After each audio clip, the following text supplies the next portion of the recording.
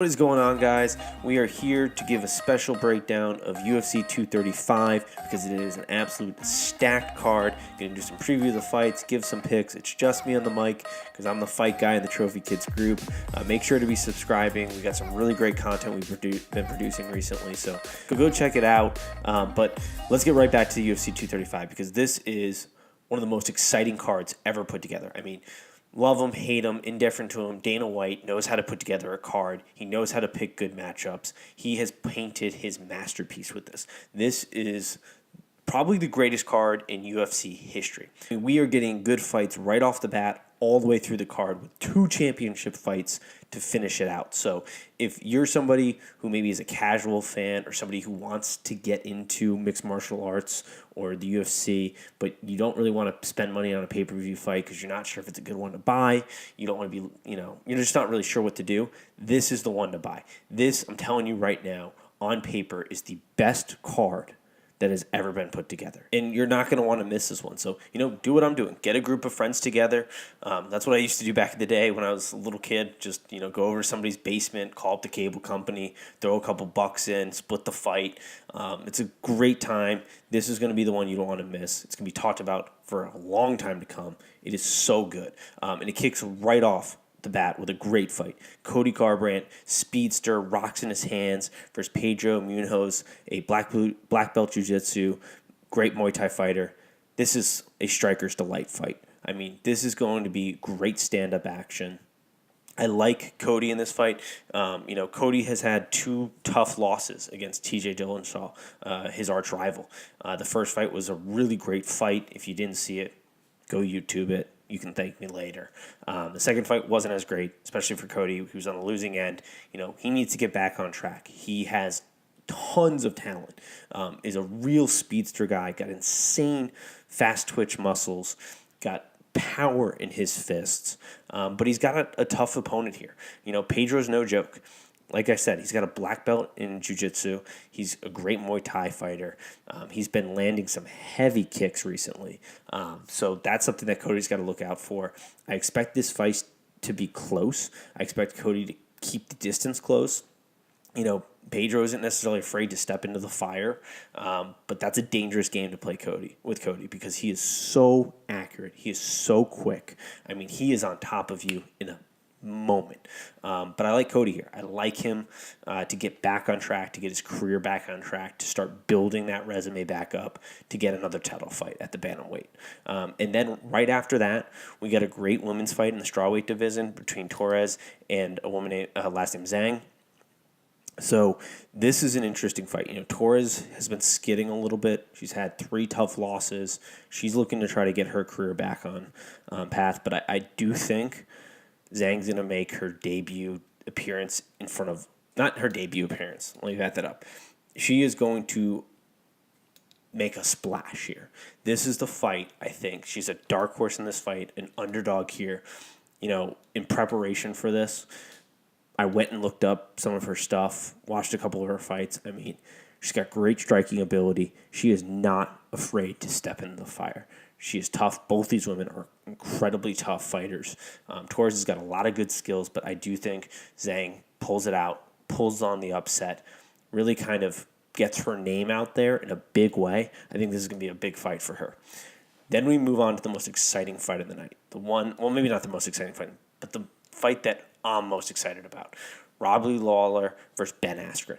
I'm so excited for this because Ben Askren is finally making his debut in the UFC, something that MMA fans have been kind of cheering for so long. He's fought in 2 other championship series. He's undefeated professionally. He's a 2-time not Olympic wrestler. He's a 2-time national champion D1 wrestler. He did wrestle for the U.S. in the Olympics in Beijing. He is insane wrestling and grappling skills. I mean, think Khabib, think Dan Henderson, think Daniel Cormier, but world-class level wrestling. He's really dangerous because he dictates the fight. He decides what he wants to do. If he wants to bring it to the ground, if he wants to stand it up, and fighters don't really have a choice. And that's the most dangerous thing. That's what you get when you have a really great wrestler. For example, like Khabib, he gets to decide where the fight's going to happen. Ben Askren's the same way. He's the most comparable fighter. For those of you who don't know him, for those hardcore MMA fans, we know who he is.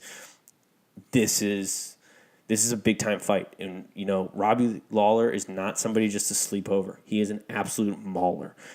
He is going to be a tough challenge for Ben. It's a good entry fight into his UFC debut. I'm a little bit nervous. I'm a Ben Askren fan. I'm picking him to win this fight, but Lawler's no joke. He is a mauler. So I like Ben Askren here. This is going to be a great fight. A lot of people are probably going to think his fighting technique is a little boring, but it's so technical. It's so good. It's enjoyable to watch if you like really good technical fighting. Then we got the welterweight fight. Tyron Woodley versus Kamaru Usman. Woodley is not sneakily, he is quietly entering. He's coming up on a lot of people in the GOAT discussion. I think for me, the top three guys are GSP, Anderson Silva, Jon Jones, in that order. Some people are going to get mad because I'm putting Jon Jones third, but I think that is the order. I think GSP is the GOAT. I think he's the most technically sound in all areas of his fighting ability.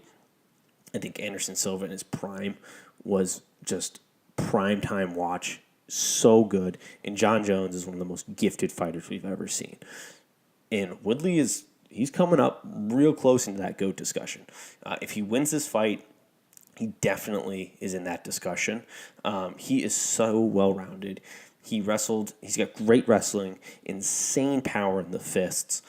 He's extremely well-rounded, and he's going against Kamaru Usman, who is in his own right a good wrestler. He's not on the same level as Woodley, but he wrestled D2. He can hold his own on the ground.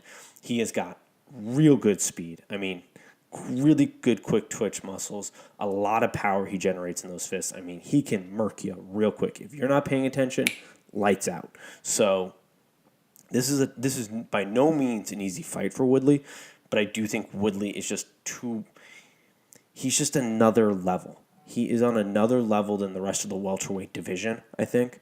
And I do think he wins this fight, but it's going to be a good one. Then it's the premier card. The fight that gets top billing, Jon Jones versus Anthony Smith. And I got to say, I smell a little bit of an upset. And I know a lot of people are going to go, whoa, man, pump the brakes on that. This is kind of like the Patriots are falling off the cliff take, or Tom Brady is old and not as good type of thing. But hear me out. Jon Jones is one of the greatest fighters, top three fighters, I think, of all time. He's a freak. Anthony Smith, though, is a brutal fight for him for a couple reasons. Anthony Smith has got a demeanor that is go balls to the wall. I don't care. I really shouldn't be here, so what do I got to lose kind of mentality. And he can throw hands.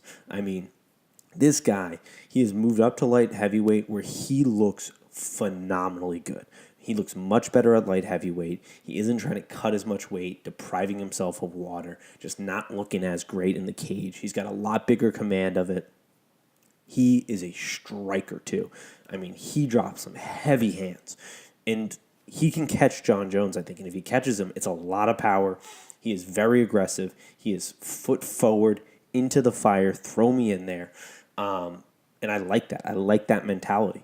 I like that mentality of, hey, man, I got nothing really to lose here, so I am going to go balls to the wall, batshit crazy, and try to win this fight.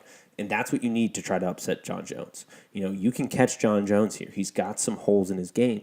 And Anthony Smith seems pretty confident that he's going to be able to expose that. We'll see. I wouldn't put, the house on this. I wouldn't put all your eggs into this basket.